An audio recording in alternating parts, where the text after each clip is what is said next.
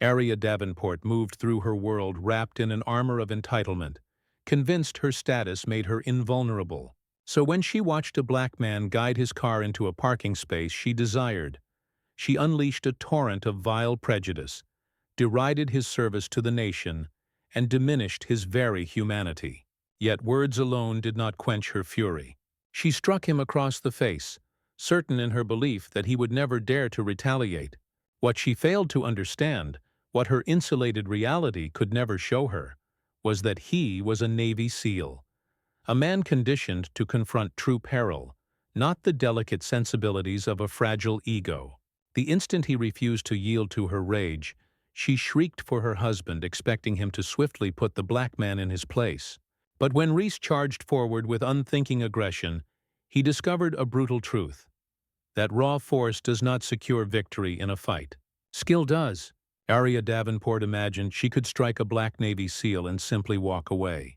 Instead, she was on the verge of learning a profound lesson about the inescapable consequences of one's own actions. Before we continue, share in the comments where on this planet you are watching from, and be sure to subscribe. Elias Creed had long ago perfected the discipline of patience. It was not merely a skill acquired in the military, it was a way of life he had embodied, whether in the rigors of training, the chaos of combat, or simply navigating the world as a black man in America. He understood that restraint was as much a tool for survival as it was a mark of character. Words could indeed be weapons, but silence, when employed with precision, could be the sharpest blade of all. This was why, when the car horn sliced through the air behind him, a short, sharp blast ringing with the unmistakable sound of privilege, he did not immediately react. He had just eased into the parking spot, the gear barely shifted to park, when he noticed the SUV looming behind him, angled just so, as if its driver had laid an unspoken claim to the space. He let out a soft sigh, knowing, even before looking, the type of person behind the wheel. Through his rearview mirror he saw her, a fleeting image, mid-40s, a platinum blonde bob styled with precision, oversized sunglasses resting on her head like a tiara. Her mouth was already contorting into a sneer. He recognized the archetype instantly, the kind of person who genuinely believed the universe orbited around her, the kind who had likely never been denied anything of consequence.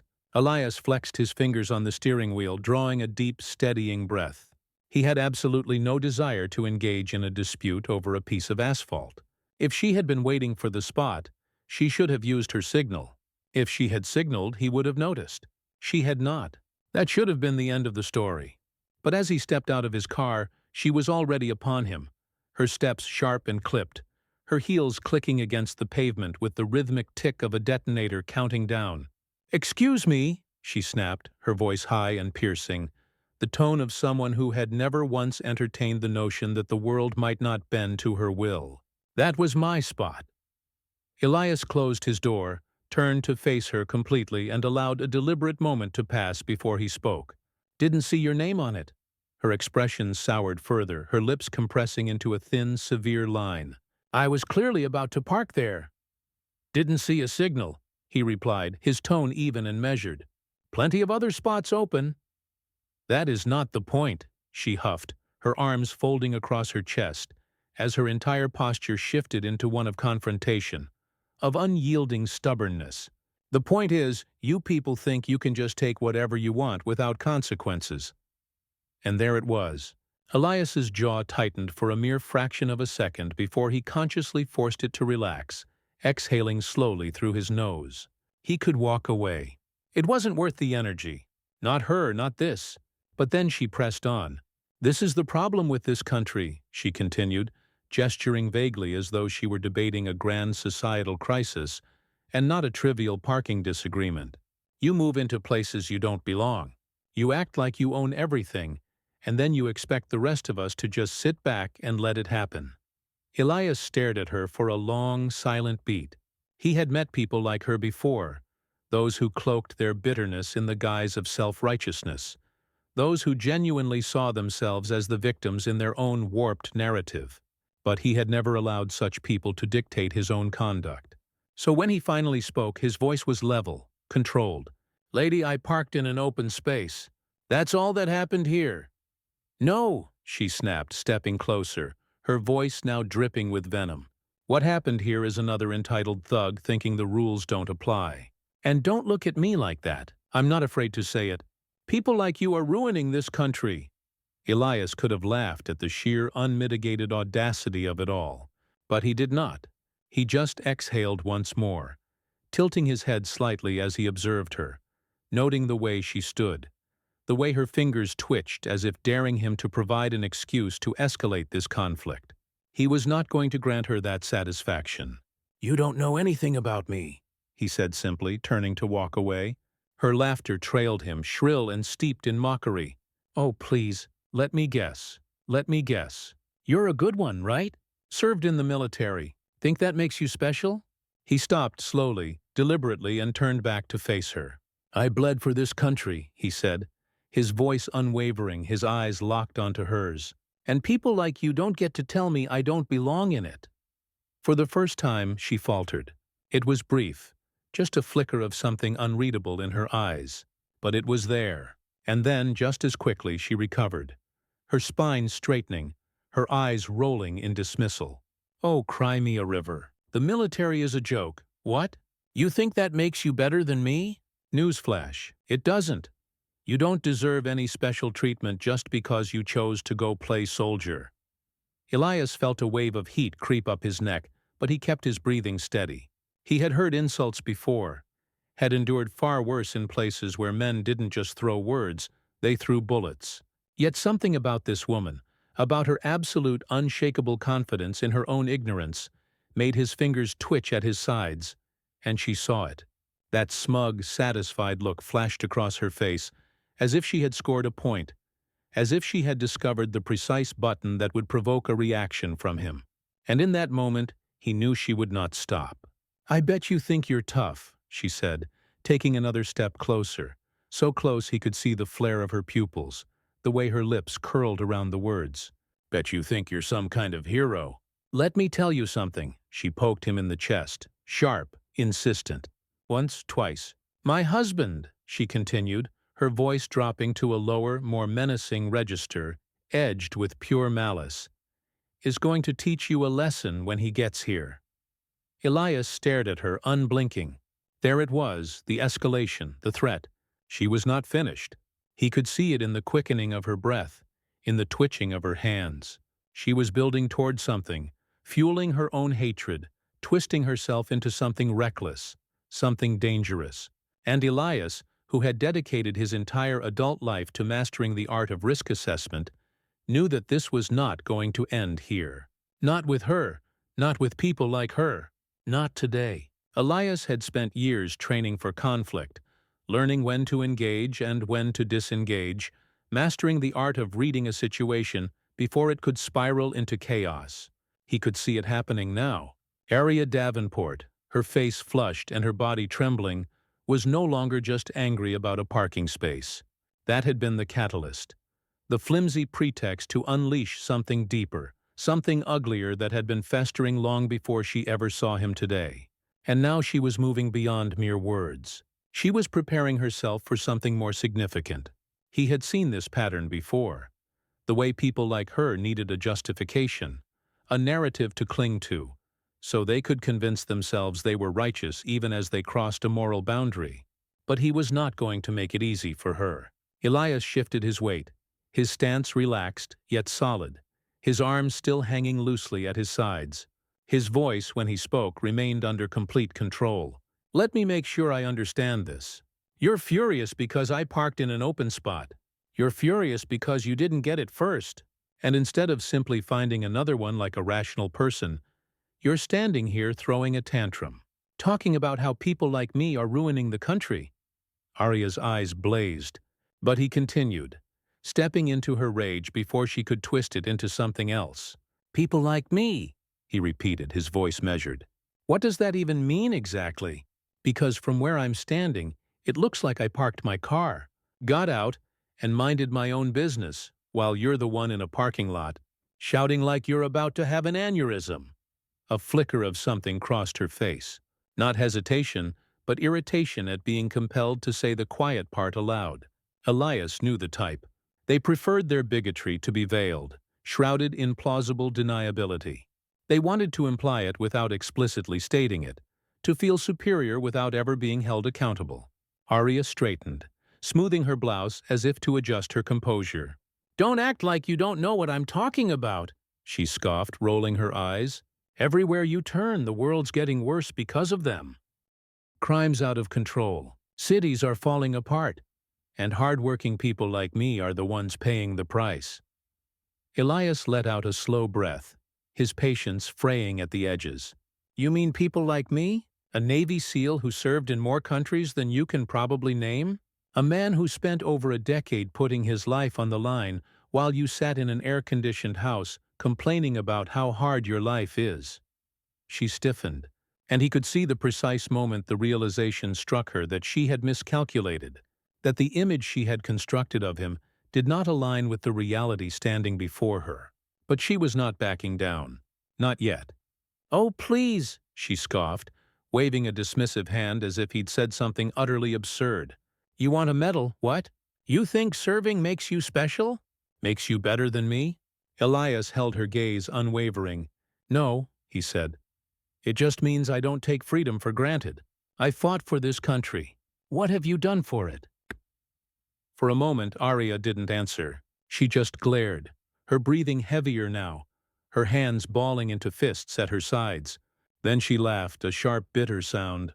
"The military is a joke. All of you, just a bunch of government pawns pretending you're heroes.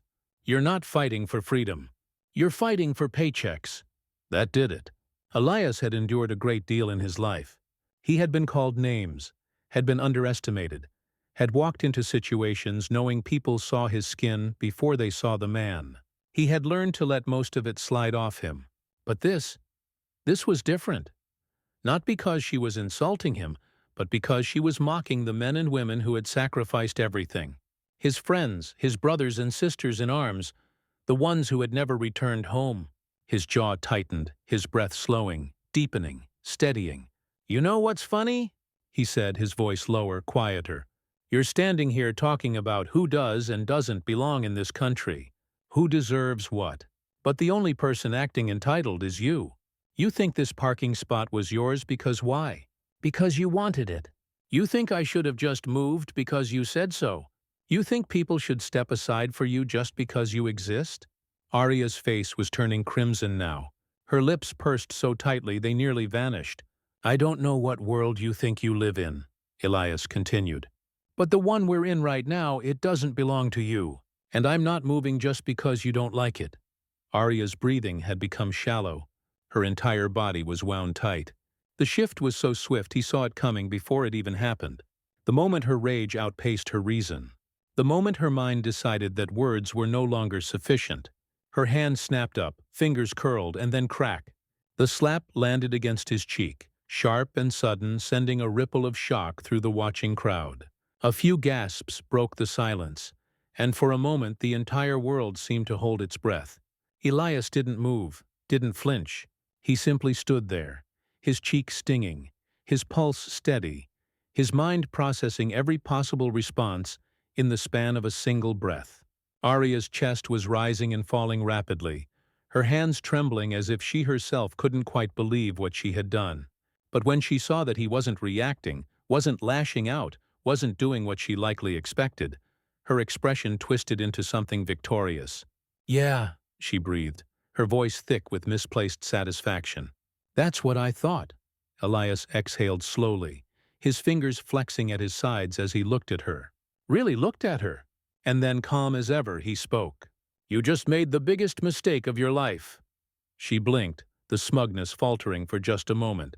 Elias didn't move, didn't step toward her, didn't raise his voice, didn't even break his stance. But something in the way he said it, the certainty, the quiet finality of it, sent a flicker of something new across her face. Doubt just for a second. Then just as quickly it was gone, buried beneath the anger she clung to like armor. "Just wait until my husband gets here," she spat, stepping back, her confidence flooding back. "He's going to tear you apart." Elias tilted his head slightly, watching her, feeling the weight of the moment settle in. This was not over. Not by a long shot, and Aria Davenport had no idea just how much trouble she had just walked herself into. Elias exhaled slowly, keeping his stance firm, his cheek still stinging from the slap, but his temper locked beneath layers of discipline. His patience had been tested before, far worse than this. He had faced threats in foreign lands, had been under fire, had witnessed the worst of humanity, but somehow moments like this still managed to scratch at the edge of his control. He had given Aria Davenport every chance to walk away. She had chosen violence. Elias adjusted his posture slightly, rolling his shoulders as he studied her, his face calm, unreadable. The satisfaction in her eyes told him everything. She thought she had won. She thought that slap had cemented her victory, that she had reduced him to nothing more than a man who had to take it, had to stand there and accept her rage because she had convinced herself of her own superiority. She had no idea how badly she had just miscalculated. Elias tilted his head, watching the way she squared her shoulders, preparing for another round, thinking she still had control over this situation. He let a beat of silence stretch between them, letting the tension settle thick in the air before he finally spoke, his voice low, steady, and unwavering. "You're going to apologize," he said, each word deliberate. "You're going to take a deep breath, recognize that you made a mistake, and you're going to walk away, because I promise you, if you don't, you're going to regret it." Aria's lips curled, her breath hitching slightly as her face darkened with fury. "Regret it!" she spat, her voice shrill, incredulous, laced with an almost manic disbelief that someone like him would dare speak to her like that. "Oh, I don't think so. You don't tell me what to do. You don't get to threaten me. I am not sorry." The last words came out in a shriek, her entire body shaking with unfiltered rage. Elias didn't move, didn't blink. He just held her gaze, steady as ever. Then she lunged, her hands coming at him wild and reckless, nails clawing, fists swinging. Elias shifted smoothly, sidestepping, watching as she stumbled forward when her attack met nothing but air. The second swing came immediately after, a slap aimed at his face, but he saw it coming before she even committed to it. He leaned back just enough for her palm to miss by inches, watching as her own momentum threw her slightly off balance. She was undisciplined, untrained, attacking out of pure emotional chaos rather than strategy or control. It was almost laughable how ineffective she was. If it weren't for the fact that she was so blinded by rage, she might have realized just how foolish she looked. The third attack came, a wild, flailing attempt to strike at his chest. And this time, Elias lifted his arm, blocking effortlessly, his forearm absorbing the impact without so much as a flinch. The fourth and fifth strikes followed immediately after, one aimed for his stomach, the other at his shoulder. Elias stepped back smoothly, evading, his expression almost bored now, as if this entire thing was more of a nuisance than an actual threat. Aria's breathing was ragged now, her hands trembling from exertion, her face blotchy with rage and humiliation. She had expected a reaction, a retreat, a raised voice, a moment where she could play the victim. She had wanted him to lash out, to lose control, so she could justify everything she had said, everything she had done. Elias hadn't given her that, and that was what made her snap. "Fight me!" she screamed, her voice cracking. "Stop standing there like a coward and fight me!" Elias clenched his jaw, finally fed up. The next time she swung, he caught her wrist. The moment his fingers closed around her, she froze, her breath stalling, her eyes going wide. Elias didn't squeeze, didn't twist, didn't apply any unnecessary force. He simply held her still, stopping her in place, stopping her from continuing this ridiculous, pathetic display of aggression. Aria struggled, yanking at her arm, but his grip was like iron, immovable and unyielding. "Let go of me!" she shrieked, twisting, fighting against the impossibility of the situation. Because in that moment, for the first time, she realized she had lost. Elias leaned in just slightly, lowering his voice, making sure only she could hear it. "I'm done letting you take swings at me," he murmured. "You want to act like a rabid dog, but now you're crying the second you realize you can't win. I told you to walk away. This is on you." Aria's chest heaved, her lips trembling, and then she crumbled. She let out a gasping, shaky sob, her body going slack, the rage melting into something pitiful and pathetic as she suddenly switched roles in the blink of an eye. "Help!" she screamed, her voice thick with hysterics now, eyes darting around, looking for someone, anyone, to come to her aid. "He's hurting me. Somebody help me!" Elias immediately let go, stepping back, hands raised in a show of non-aggression, his expression calm but tired now, because he had expected this. He should have known she'd do it. People like her always did. The woman who had been slapping, clawing, and screaming just seconds ago was now a damsel in distress, playing to the crowd, choking on her own fake tears, her voice shaking with the effort of making herself the victim. Elias didn't move, didn't flinch as her performance continued. He knew better than to argue, better than to try and convince anyone watching that the woman sobbing in the parking lot had just been attacking him moments before. He simply stood there, letting her dig her own grave. The murmurs of the crowd rippled around them. Some people looked unsure. Others kept their phones up, still recording, the evidence capturing everything. The slap, the attacks, the moment he had restrained her without ever hurting her. Aria turned, desperate now, her eyes wild, looking for someone, anyone to step in, to defend her, to make sure this moment didn't end with her looking weak and pathetic. And then she saw him, her husband. Elias barely had time to react before the doors of the shopping center swung open, and Rhys Davenport stepped outside. Tall, broad, built like the high school athlete he once was, but carried the weight of a man who hadn't done anything impressive since. His eyes locked onto his wife, then Elias, then back again. Aria let out a wail, throwing herself toward Rhys like she was running from a burning building, grabbing his arm, clinging to him, immediately sobbing into his chest. Rhys's eyes darkened as his hands closed around her shoulders, his entire body tensing, his expression shifting from confusion to rage in an instant. And just like that, Elias knew this wasn't over. Elias had dealt with threats before. He had heard the insults, the slurs, the posturing of weak men who thought volume and aggression could compensate for their lack of ability. He had been in situations where hostility burned hot in the air, where words had turned to violence, where the difference between walking away and throwing the first punch could mean the difference between life and death, and yet somehow this felt more ridiculous than any of them. Rhys Davenport stood in front of him now, a man who looked like he had once been something. Broad shoulders, thick arms, the build of an athlete whose best days were behind him, but who still carried himself like he was the biggest threat in any room.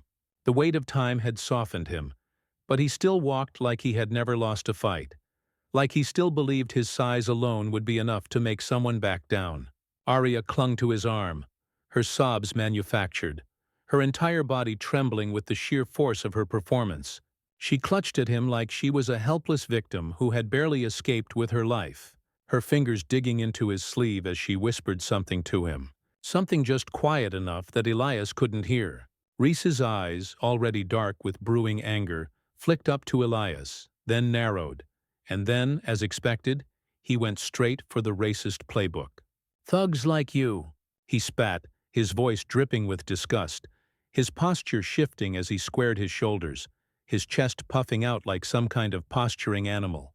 "You think you can go around putting your hands on women and just get away with it?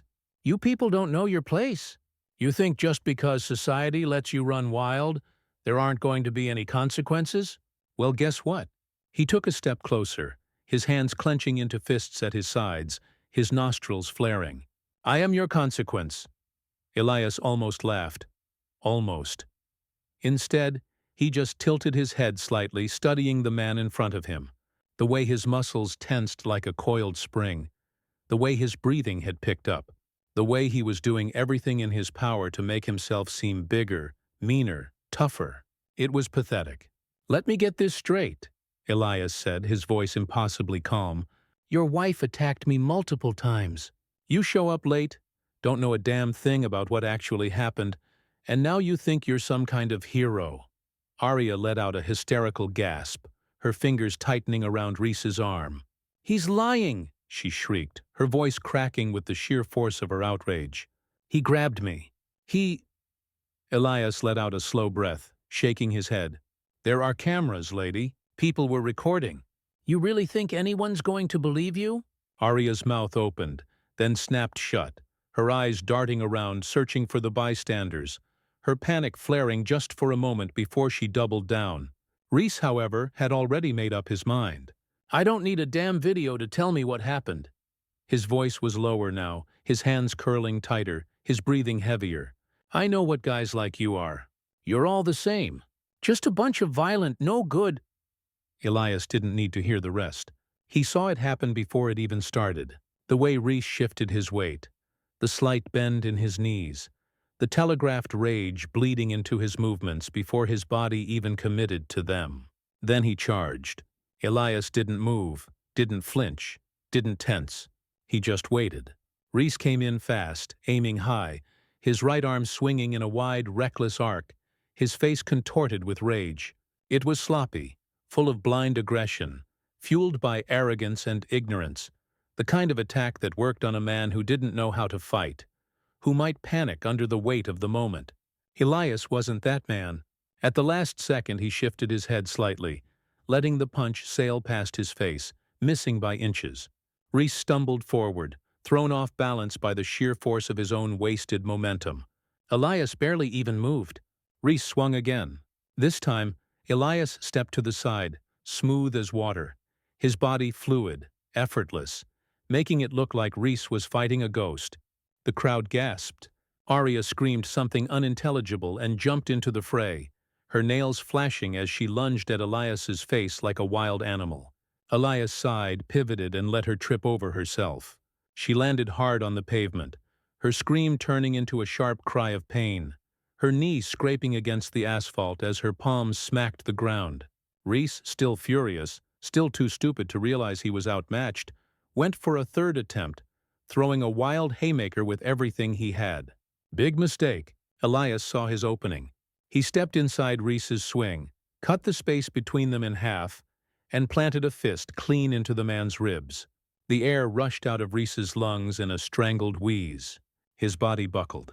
Elias could have ended it there, could have let Rhys crumple and humiliate himself in front of everyone. But then Rhys did something he really shouldn't have. Still gasping for breath, still bent over, his face twisted in agony, he spat out one last thing. Something vile, something so steeped in hatred that even the crowd recoiled. Elias didn't think, didn't hesitate, didn't second-guess. He swung. The punch landed flush against Rhys's jaw. A perfect, clean hit, delivered with precise force and intention. Rhys's head snapped to the side. His body followed. He crumpled to the pavement in one motion, his legs giving out, his consciousness disappearing before he even hit the ground. Silence for a full second.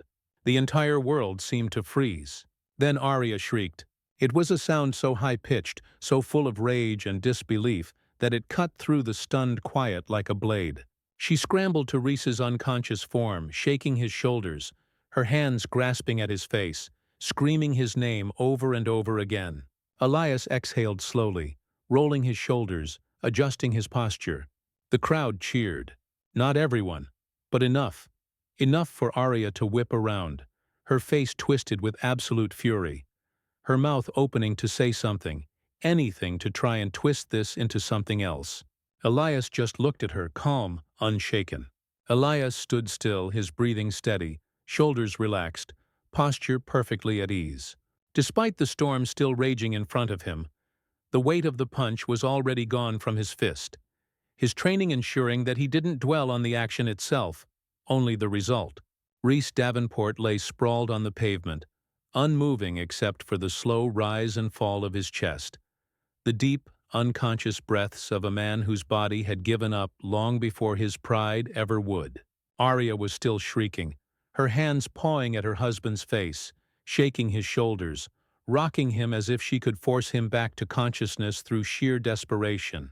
Her breath came in frantic, heaving gasps, her face a blotchy mess of rage and disbelief, her entire body trembling as the reality of what had just happened started to sink in. Elias didn't move, didn't speak. He simply watched, and so did the crowd. Phones were still up, people whispering to each other in hushed, amazed tones, some muttering curses under their breath, others openly smirking.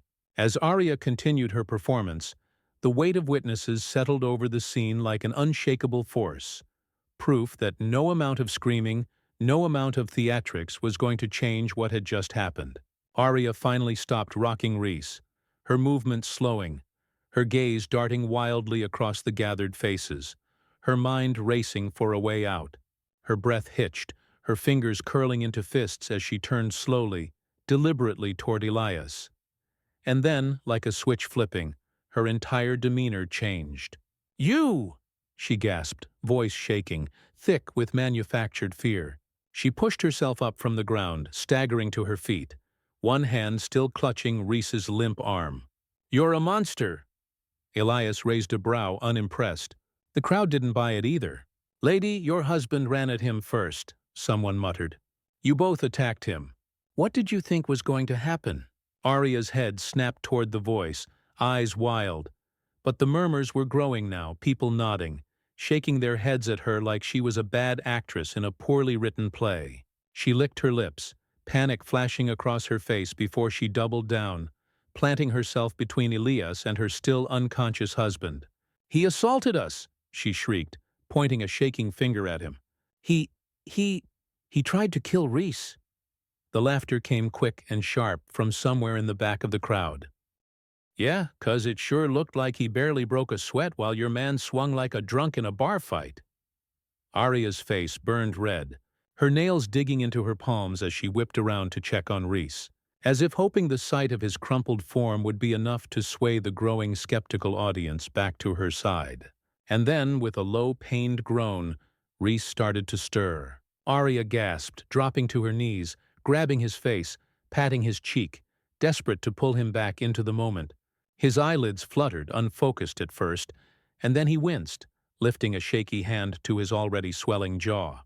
Elias watched, silent as Rhys blinked, his mind sluggishly catching up to what had just happened. The memory of it all came flooding back in real time. The charge, the swings, the miss after miss after miss, and then blackness.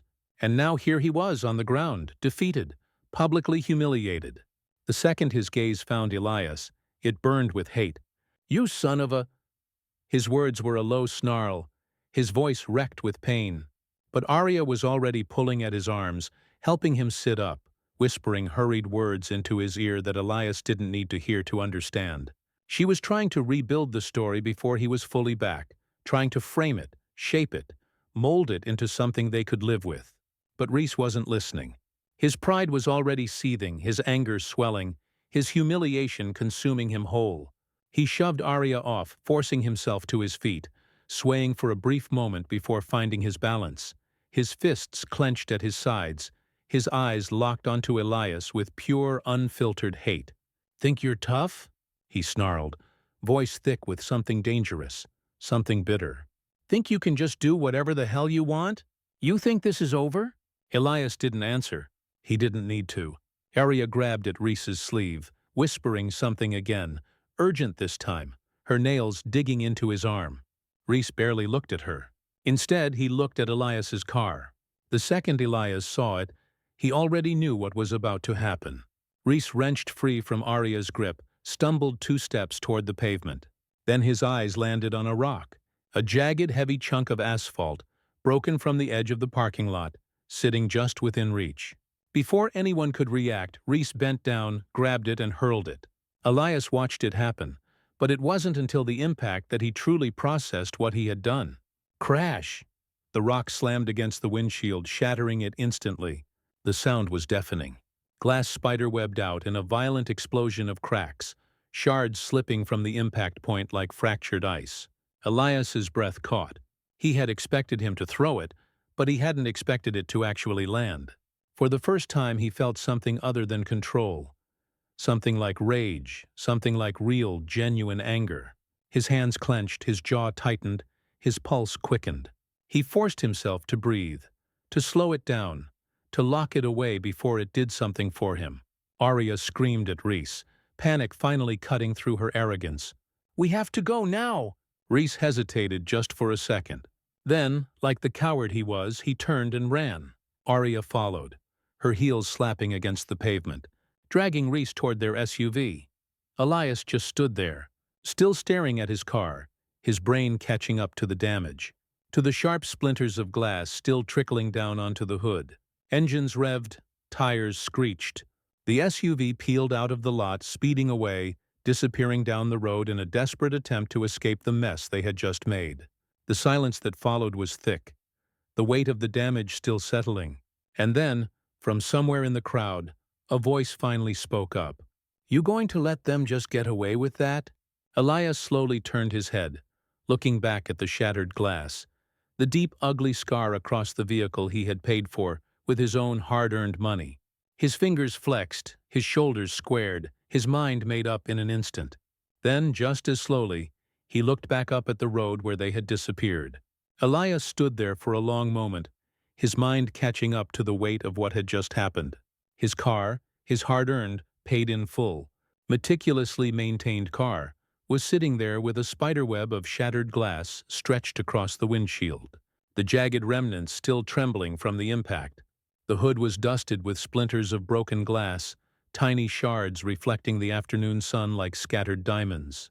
The rock itself had bounced off, rolling a few feet across the pavement, its edges slick with the fine dust of impact. He should have expected it. He had seen the rage in Rhys's eyes, the desperation in Aria's. They had lost, and losing wasn't something they could accept. Weak people always lashed out when their pride was bruised. The problem was, they had just made it personal. Elias inhaled deeply, rolling his shoulders, forcing his heartbeat back into something even, something measured. He refused to let this get under his skin, refused to let them dictate his next move. His anger wasn't like theirs. It wasn't sloppy, reckless, unfocused. His anger was deliberate, and right now it was telling him to move. He pivoted smoothly, stepping toward his driver's side door, his boots crunching against stray bits of glass on the pavement. As soon as he opened it, he was greeted by a soft, crystalline rain of fragments sliding off the edge of the doorframe, spilling across the leather interior. He let out a slow exhale, then reached inside, brushing the pieces off his seat with a firm sweep of his palm, feeling the sharp edges bite against his skin before scattering to the floor mat. He didn't even flinch. Once satisfied, he slid inside, adjusting his position slightly, listening to the faint crackle of remaining glass beneath his boots. His fingers wrapped around the wheel, steady, controlled, unshaken. The engine came to life with a low, smooth growl, the deep purr of finely tuned mechanics responding to his touch. He let it sit for a second, let himself breathe, let himself fully embrace the weight of the moment. Then, with a calm precision that was almost too composed, he shifted into gear. The second his tires hit the pavement, his focus narrowed, his body falling into a familiar state, a level of readiness he hadn't felt in a long time. His mind categorized the situation like a mission briefing. Targets in sight, vehicle in motion, pursuit initiated. No wasted movements, no unnecessary emotion, just action. The SUV had taken off toward the exit of the parking lot, weaving through slower-moving cars, desperate to put as much distance between themselves and the consequences of their actions as possible. They thought they were escaping. They weren't. Elias's grip on the wheel was firm but relaxed as he navigated out of his parking spot, cutting smoothly onto the main road without hesitation. The fractured windshield was a distraction, the cracks splintering across his field of vision.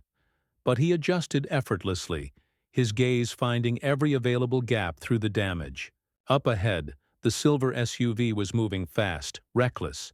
Aria undoubtedly screaming at Rhys to go faster, to lose him, to make sure this didn't come back to bite them. But Elias was already closing the distance, his foot pressing steadily on the gas, his instincts guiding him. Every shift in speed, every lane change precise, calculated, effortless. His body remembered this. The chase, the focus, the heightened awareness. Rhys was driving like a panicked fool, jerking the wheel too hard with every lane change, his speed erratic, his choices reactive rather than planned. Elias, on the other hand, moved like water, smooth, flowing through traffic, each decision made before the other driver even knew what was happening. It took less than a minute before he had them in his sights again. He could see them now, just a few cars ahead. Aria's frantic silhouette visible in the passenger seat, her hands gesturing wildly as she screamed at Rhys, no doubt telling him to drive faster. To go! Go! Go! Elias let out a slow breath, rolling his neck slightly, feeling the tension ease rather than build. Because this was easy. They were predictable, panicked, sloppy, and they had no idea who they had just pissed off. The road stretched ahead, the sun starting its descent, long shadows stretching across the pavement, the hum of engines filling the space between him and his target. Elias flicked his eyes to the rearview mirror for half a second. Assessing traffic was steady but not congested. There was room to move, to maneuver. Good. He tightened his grip just slightly. And then, with the calmness of a man who had already decided how this was going to end, he pressed down on the accelerator, his car surging forward, slicing through the space between him and them. The distance closing inch by inch. They could run, but they weren't going to get away. Elias could feel the road beneath him, the subtle vibrations of his car responding to every flick of the wheel, every shift in speed, every deliberate maneuver. He wasn't just chasing them now. He was hunting them.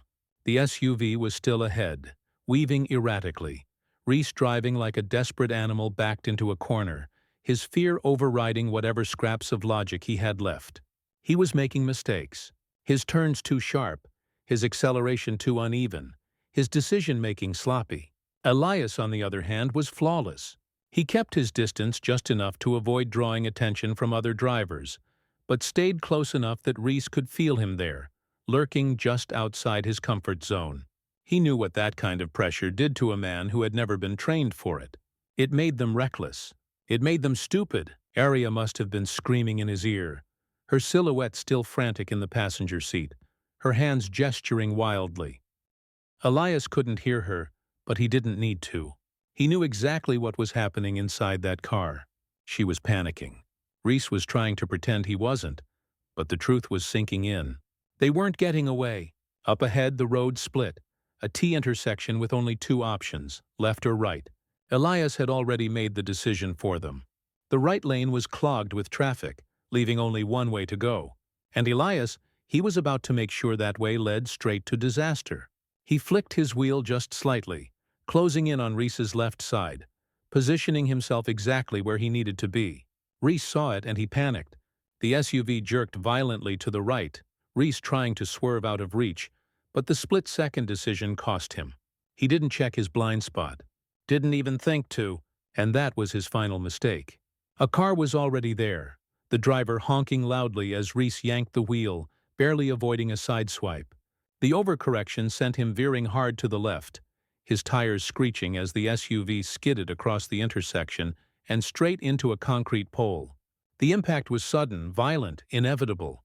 The front end of the SUV crumpled against the pole with a deafening crash, the metal bending inward, the glass windshield spiderwebbing instantly as the vehicle jerked to a dead stop.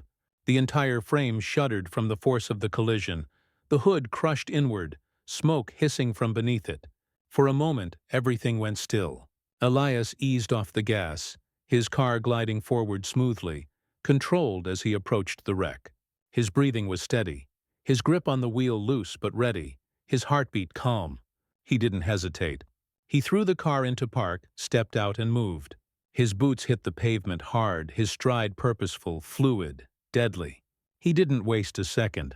Aria was still screaming inside the SUV, clutching her face, her body shaking with shock and terror. Rhys, however, he was alive. Alive, but dazed.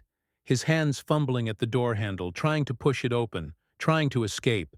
Elias got there first. With one swift movement, he ripped the door open. Rhys barely had time to react before Elias's hand was on him, and then he was out.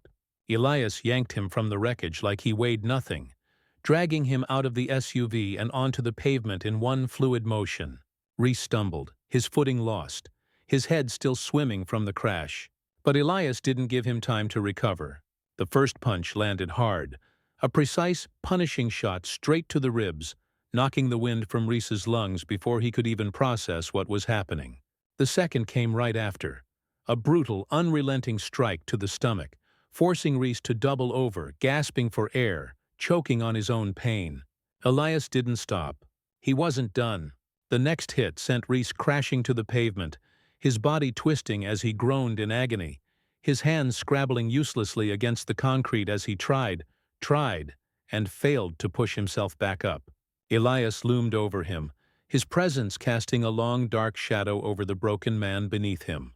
Rhys coughed, his breath ragged, his body shaking, his hands trembling as he tried to crawl away. Elias reached down, grabbed him by the collar, and hauled him back up. Rhys's face was already a mess, his nose bleeding, his jaw swelling, his entire body sagging with defeat. His eyes, red-rimmed, terrified, furious, darted up to meet Elias's. But there was nothing left in them now. No confidence, no bravado, just fear. "You made a mistake," Elias murmured, his voice low, steady, absolute. Rhys shook his head frantically, his lips parting, trying to speak, trying to salvage something from the wreckage of his pride. But Elias was done listening. The final punch was the most precise of them all. A clean, devastating right hook straight to the jaw. Rhys's head snapped violently to the side. His body went limp, and then he dropped. Elias let him hit the pavement face first, unconscious. Aria's screech of horror cut through the thick air, her voice raw with shock and disbelief. Elias turned, his gaze cold, meeting hers through the fractured windshield. She was frozen, her entire body locked in place, her hands pressed against the dashboard, her eyes wide with terror. For the first time she wasn't yelling. For the first time she was silent. And Elias, he was still standing, unshaken, unbothered, unstoppable. Elias exhaled slowly, rolling his shoulders as he looked down at Rhys's limp, unconscious form, sprawled out on the pavement like discarded trash. The man wasn't dead, but he was definitely out cold, his face swollen, his body still twitching with the aftershocks of the beating he had just received.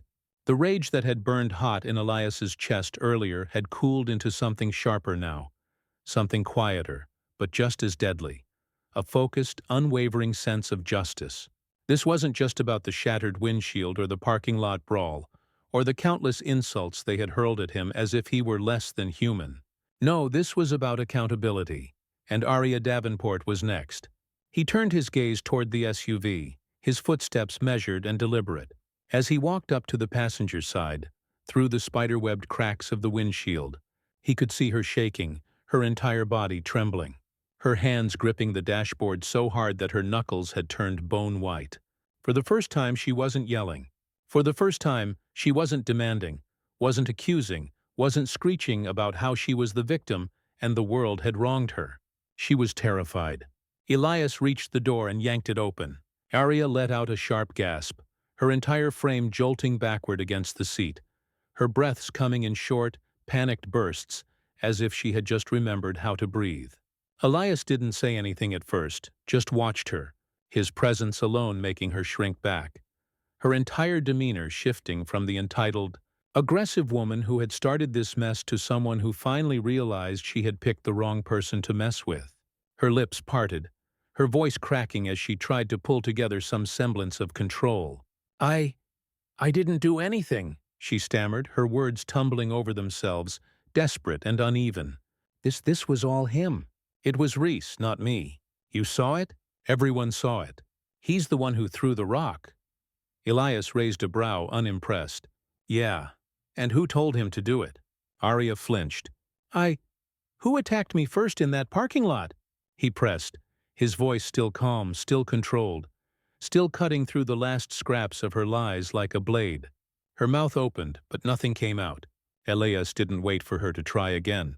"You're under citizen's arrest," he said, his tone firm and final. Aria blinked, her head jerking forward like she had misheard him, her eyes wild and desperate now. "What?" she rasped, shaking her head, letting out a hysterical broken laugh. You can't do that. You're not a cop. You can't just arrest me." Elias tilted his head slightly, his lips curling into something that was almost a smirk, but not quite. "I can." Aria's breath hitched. "You physically assaulted me," he continued, his voice slow, deliberate, ensuring every word landed with weight. "You and your husband attacked me. You ran. You destroyed my property. You put people in danger by driving like lunatics. And now, after all of that, You expect to just sit here and cry your way out of this? Aria shook her head violently, her hands coming up in weak protest, as if that alone would undo everything. No, no, no.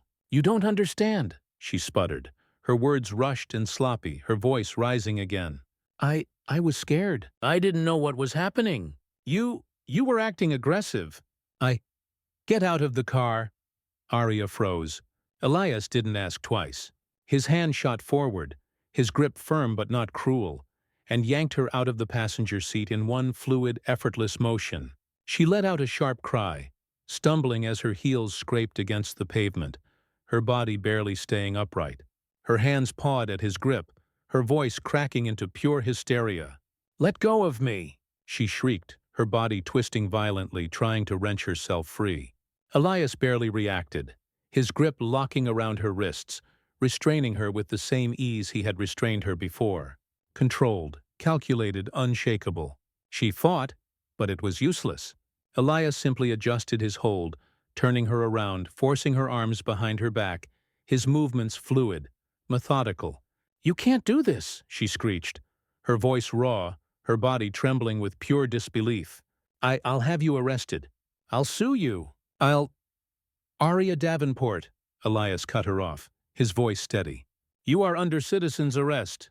You will remain here until the police arrive. You will not move. You will not fight. And you will not try to run. Because if you do—" He leaned in just slightly, his voice a whisper now, dangerous in its calmness. "You won't like what happens next." Aria's breath hitched, her struggles weakening. She had finally realized there was no way out. Elias could feel her shaking now, her chest rising and falling in short, panicked bursts. Her body still locked in resistance, but her spirit breaking. The moment had finally caught up to her. And then, in the distance, sirens, faint at first, then growing louder, filling the street with an undeniable presence. The flashing blue and red glow of police lights cutting through the tension like a blade. Aria turned her head slightly, her expression crumbling into something truly pathetic now, her lip trembling, her entire body sagging with the realization that this wasn't going to end the way she had always assumed it would. Elias, still calm, still unshaken, simply adjusted his grip, his eyes locked on the approaching squad cars, his expression unreadable. This was it. This was justice, and Aria Davenport was about to face it in full. The first squad car screeched to a halt near the wreckage of the SUV, doors flying open before the officers even had the chance to fully assess the scene. Two uniformed officers stepped out quickly, hands on their belts, their eyes immediately locking onto the black man restraining a sobbing white woman in the middle of the street. Elias didn't need to hear the first command to know exactly what was coming next.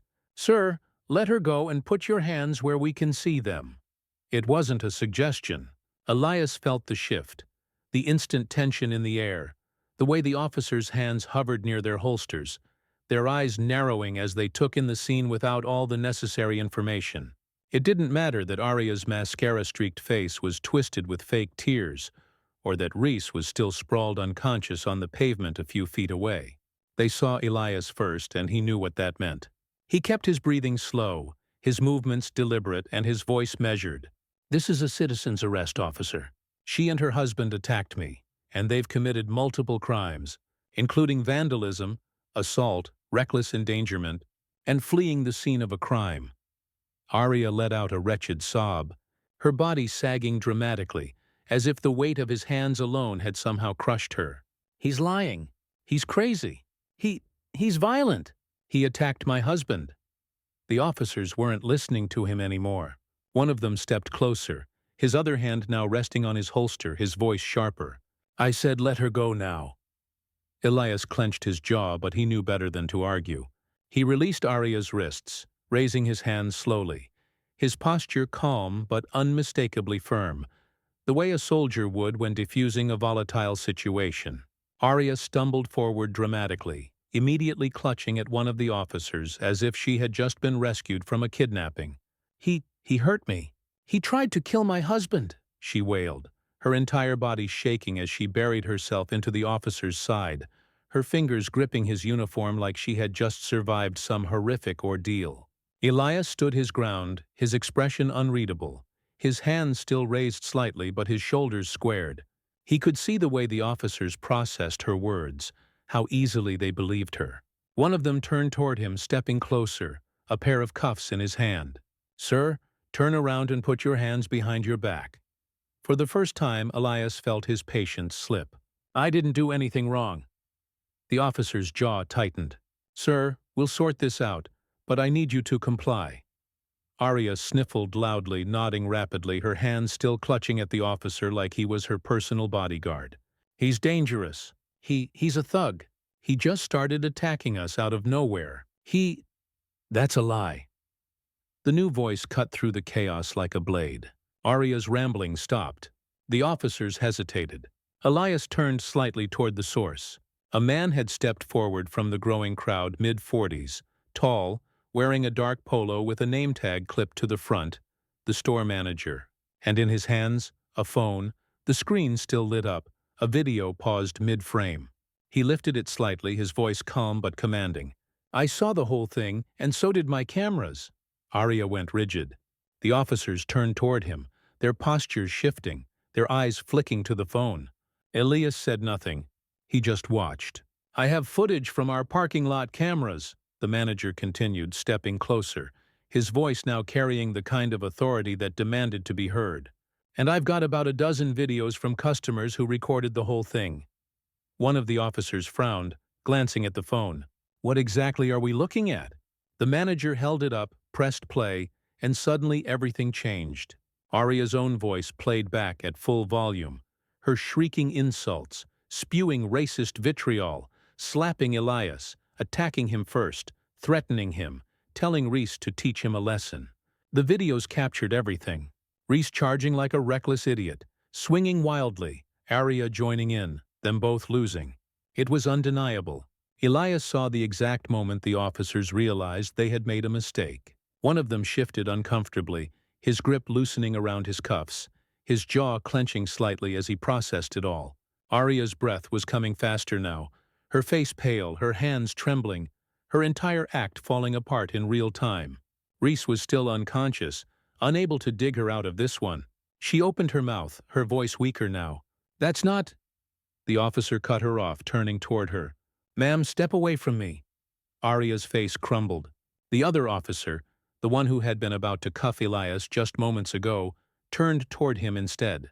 "Sir, I apologize. We had limited information when we arrived. It looks like you were acting in self-defense." Elias didn't move, didn't relax, didn't say, "You were ready to arrest me without any proof," even though he wanted to. Instead, he just nodded. "That's correct." The first officer was already turning toward Aria, who was now backing up, her eyes darting between them all, looking for an escape. But there wasn't one. "Aria Davenport, you're under arrest for assault, inciting violence, and reckless endangerment." Aria let out a choked sob, her entire body shaking violently now, her hands lifting in protest. But it was too late. The cuffs snapped onto her wrists. Elias watched, expression unreadable. Aria Davenport stood there, her hands cuffed behind her back, her chest heaving, her breath ragged as the weight of her new reality finally started to sink in. The officers flanked her, their expressions unreadable but firm, their patience clearly wearing thin after watching her unravel. She had spent the last 10 minutes trying to talk her way out of this, cycling through every desperate tactic, pleading, crying, insisting this was all a misunderstanding, even attempting to blame Rhys for everything. None of it had worked. She had been caught, exposed, publicly humiliated. And the worst part for her, Elias Creed was still standing there, unshaken, watching it all unfold with the quiet, unbothered ease of a man who had won before the fight had even begun. That was what made her snap. Elias could see it happen. The exact moment her expression twisted into something venomous, something ugly, something even more unhinged than before. The sobs stopped instantly, her eyes sharpening, her body going rigid, her mouth pressing into a thin, trembling line before she exploded. "You think you're better than me?" she shrieked, her voice raw, wild, a desperate attempt to regain control of something she had long since lost. Elias exhaled slowly, rolling his shoulders as he tilted his head slightly, giving her a long, uninterested look. "Oh, I don't think I'm better than you," He said, his tone smooth, casual, utterly unimpressed. "I know I am." The second the words left his mouth, Aria lost whatever was left of her self-control. She lunged forward, trying to close the distance between them, her body twisting violently against the restraints, her face contorted with pure, unfiltered rage. "You filthy lowlife thug!" She shrieked, her voice cracking with the sheer force of her hate. "You don't belong here. You don't belong in this country. You don't belong around decent people. You're a nobody. A disgusting monkey." The words hit the air like a slap, the sheer venom in them staining the atmosphere, making even the police officers flinch. The small crowd that had stayed behind watching the scene unfold collectively inhaled, a stunned silence falling over the street. But Elias just smiled. It wasn't a pleasant smile. It wasn't a smirk. It wasn't even amused. It was the kind of smile a man gave when he knew, beyond a shadow of a doubt, that the person in front of him had just dug their own grave. He took a step forward, slow, deliberate, watching as Aria instinctively tried to step back, her body still fighting against the cuffs, her balance nearly failing. She looked so small now. Elias let the moment stretch, let her breathe in the final gasps of power she thought she still had before he sealed her fate completely. "You done?" He asked, his voice calm. Aria's chest heaved, her mouth still open, her rage still boiling over, but she had nothing left. No more excuses, no more manipulation, no more games.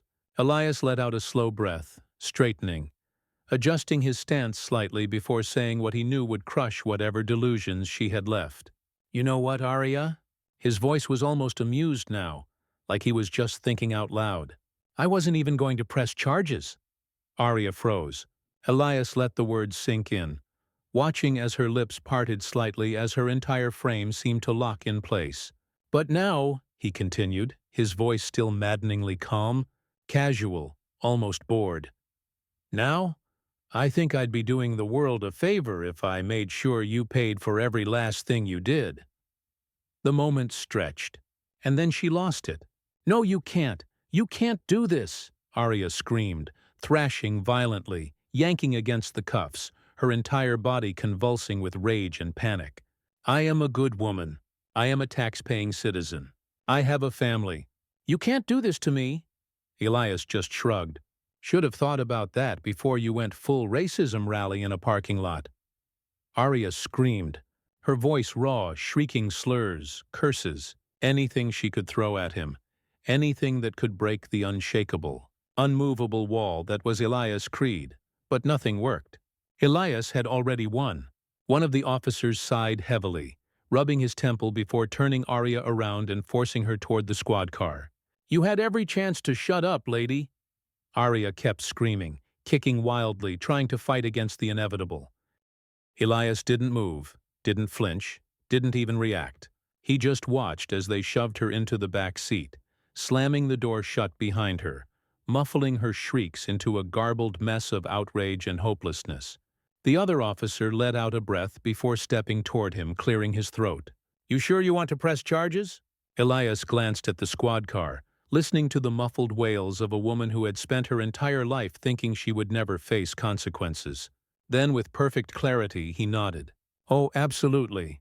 Elias stood outside the police station, his arms crossed loosely over his chest, his stance relaxed, his expression unreadable as he watched the officers escort Aria Davenport through the front doors.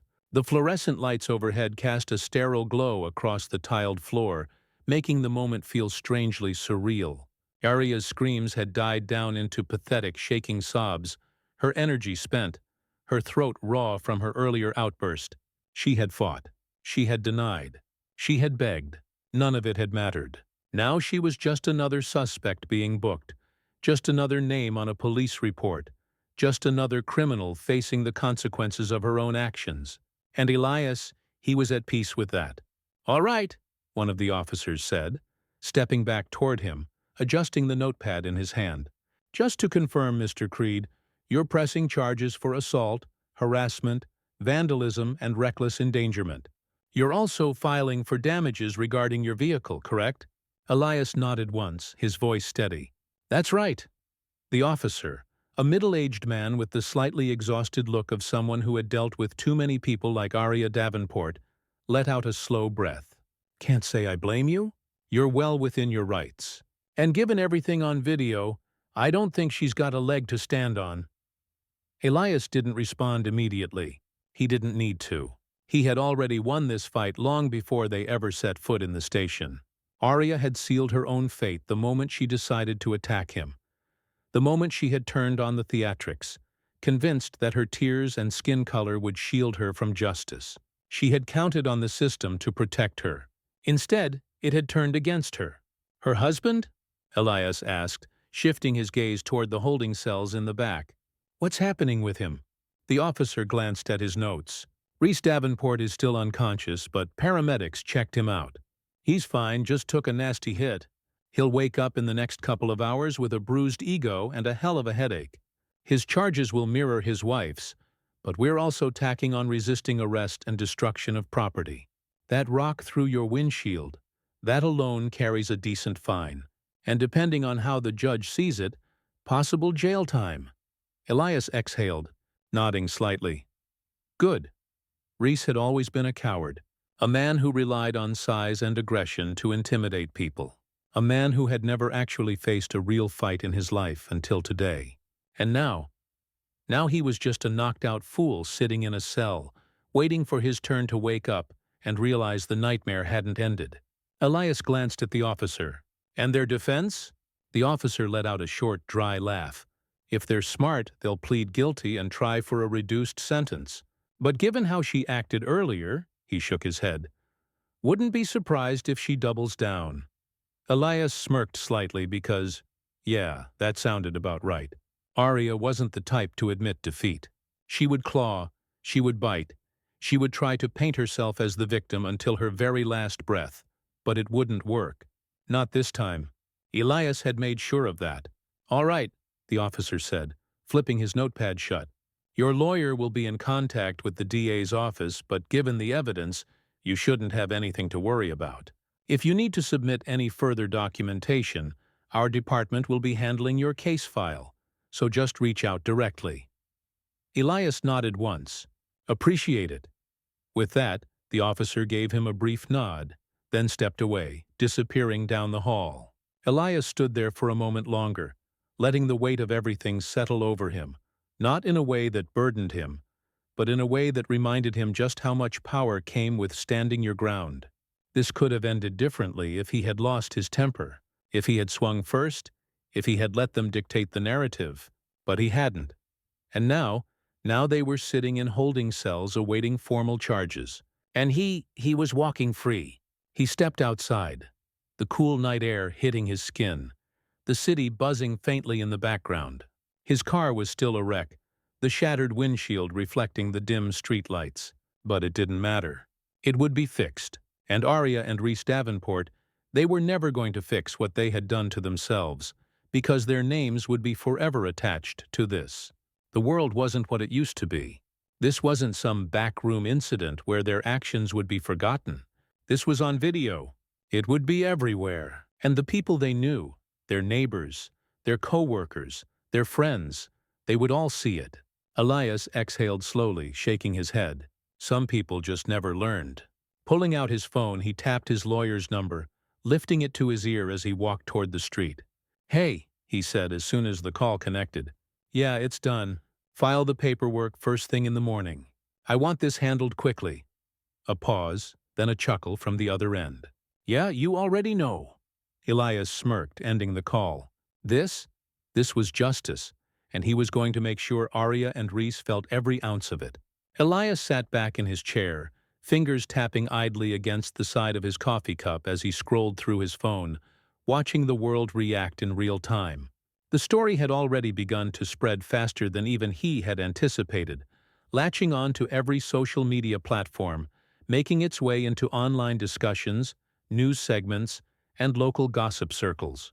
He wasn't surprised. There was nothing people loved more than watching entitled fools destroy themselves.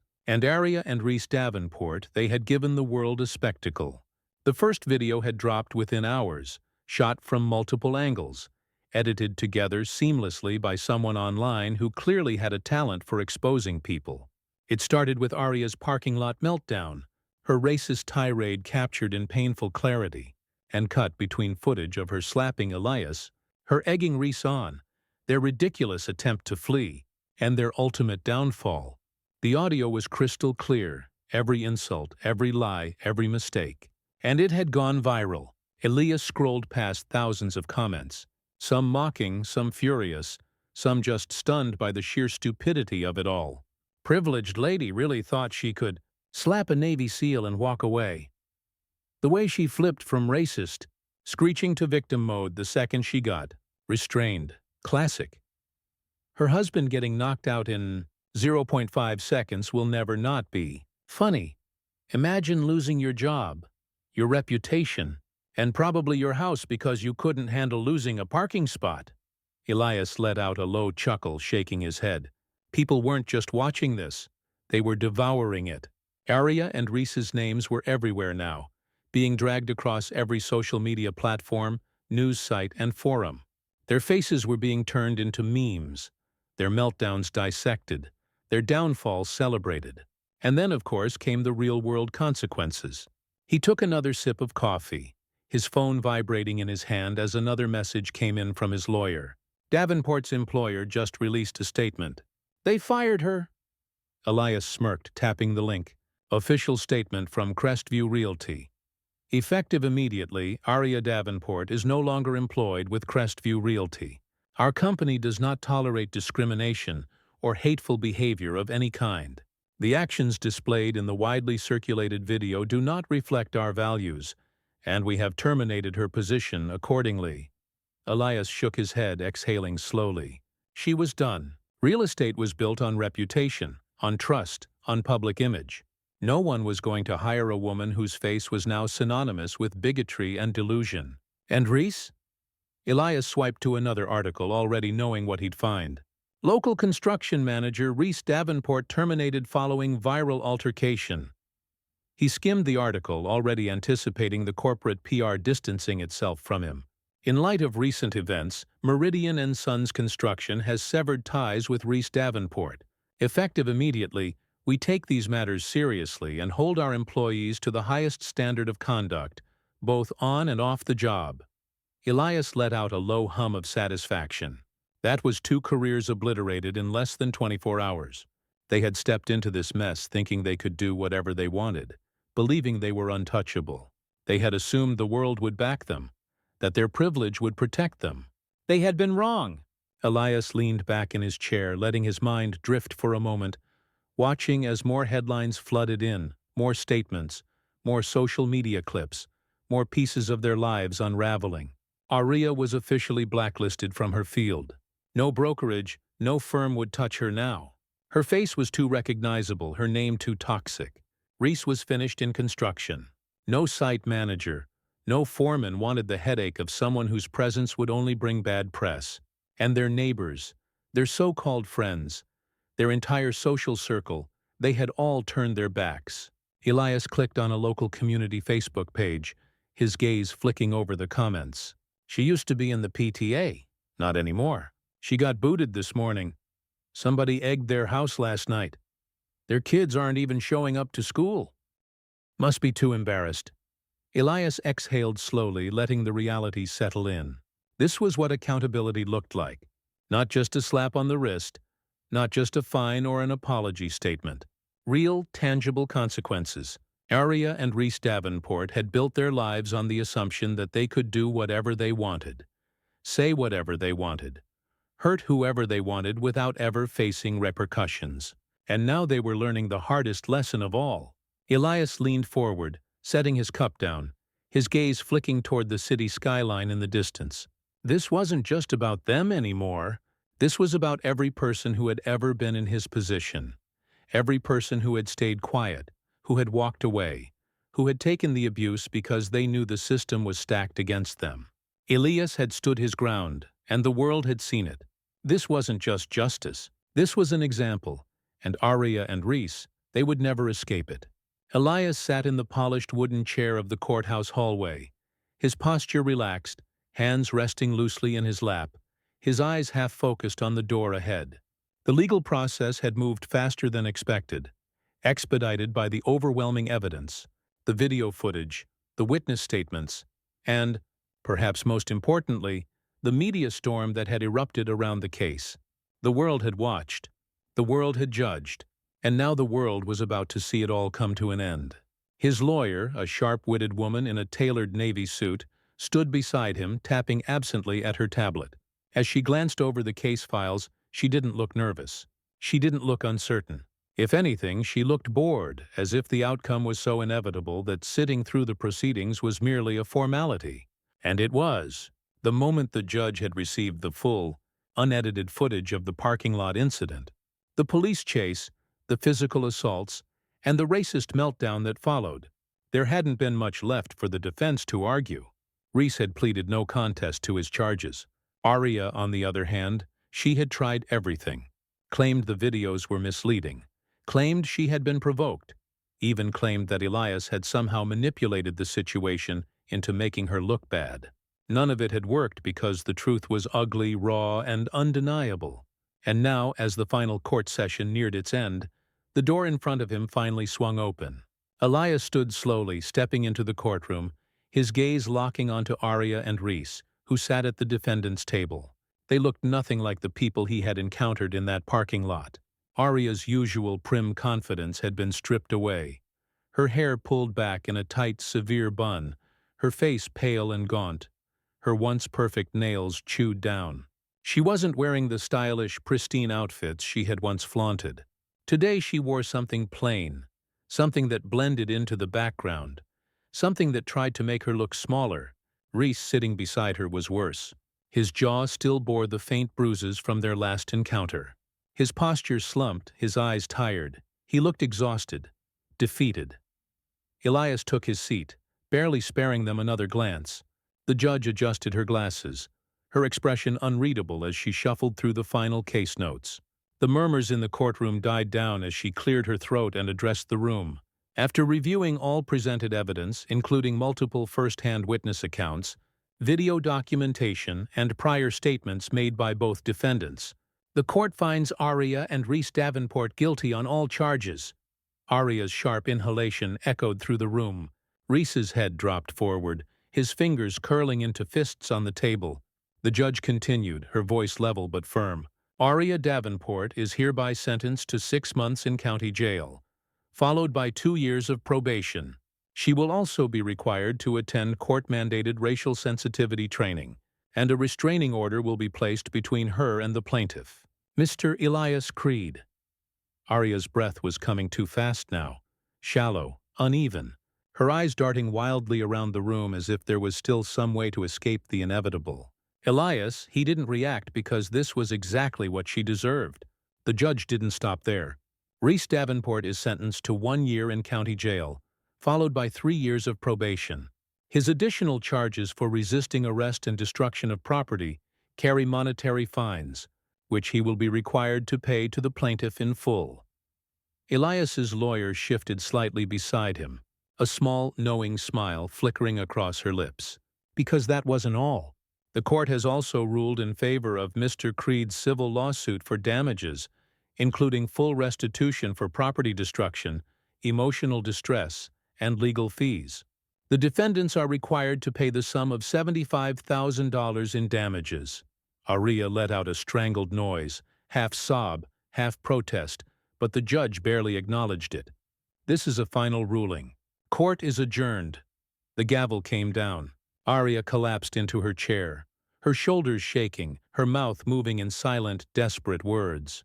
Rhys, silent and unmoving, didn't even look up. Elias, for the first time since this all started, allowed himself to truly exhale. It was over.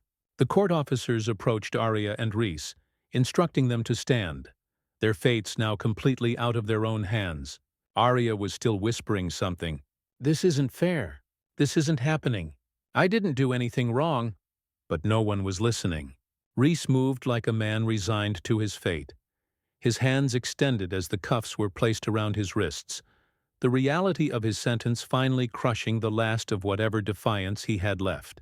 As they were led toward the exit, Aria finally looked at Elias. There was nothing left in her eyes now but pure, empty despair.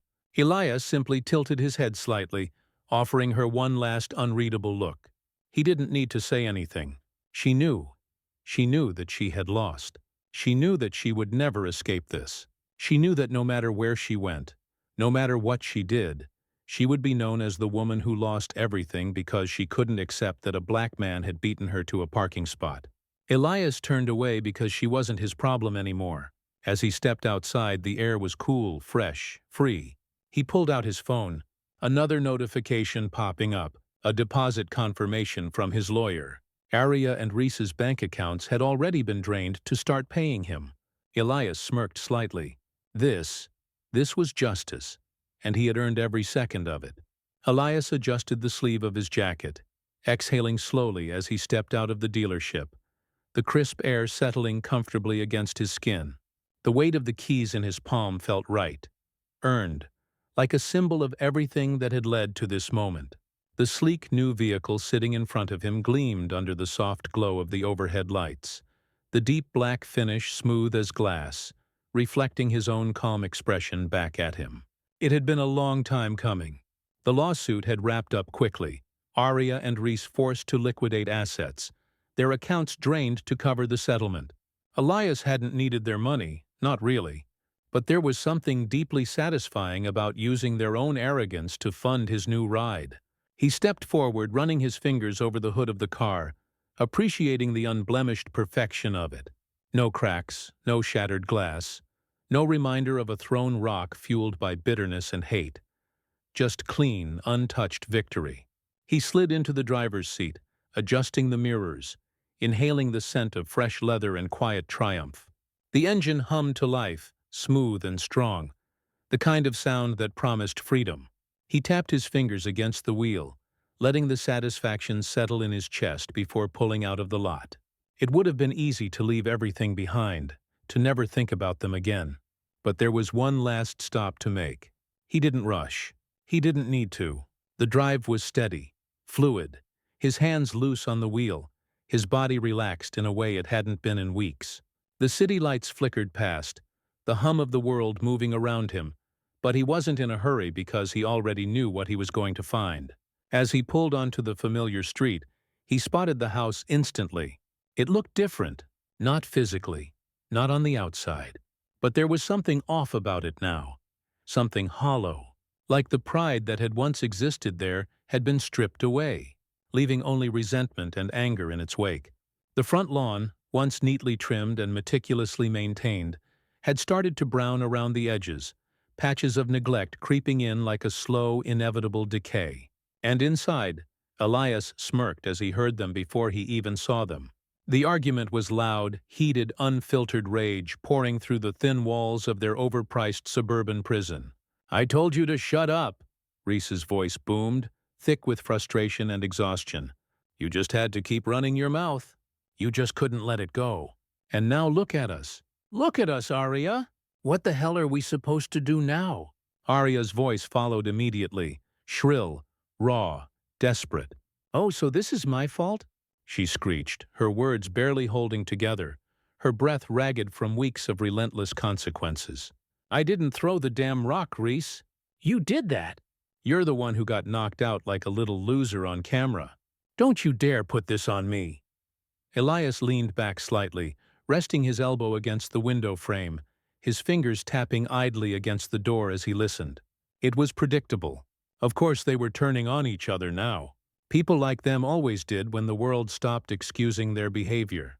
Rhys's voice grew even angrier, a heavy slamming sound echoing through the house as he punched something. Probably a wall, maybe a table, maybe just the air trying to feel strong again. "Oh, don't start with that bullshit," he roared, his voice breaking at the edges. "I lost everything because of you. My job, my reputation. Do you know what people are saying about us? Do you know what they call us now?" Aria's response was instant, unhinged. "You think I don't know? You think I don't hear it every single time I step outside? I can't even go to the grocery store without people looking at me like I'm a monster." Rhys laughed bitterly, the kind of laugh that came from a man who had finally realized just how badly he had lost. "You are a monster," he muttered darkly. Silence, and then a loud, sharp crash, as if Aria had thrown something. Elias chuckled, shaking his head slightly. It had only just begun for them. They were never going to escape this. Not in a year, not in 5 years, not ever. Their names were etched into history as cautionary tales, their faces burned into every corner of the internet, their careers, their reputations, their lives completely, utterly wrecked. Elias didn't hate them. They weren't worth hating. They were just another reminder that some people don't know when to stop, when to walk away, when to let go of their own entitlement before it buries them. And now they were buried. He let out a slow breath, shaking his head slightly before pressing down on the gas, pulling away from the curb, leaving them behind in their own self-inflicted destruction. The road stretched ahead, open, wide, his future untouched by their failures. He didn't need to look back because he had already won.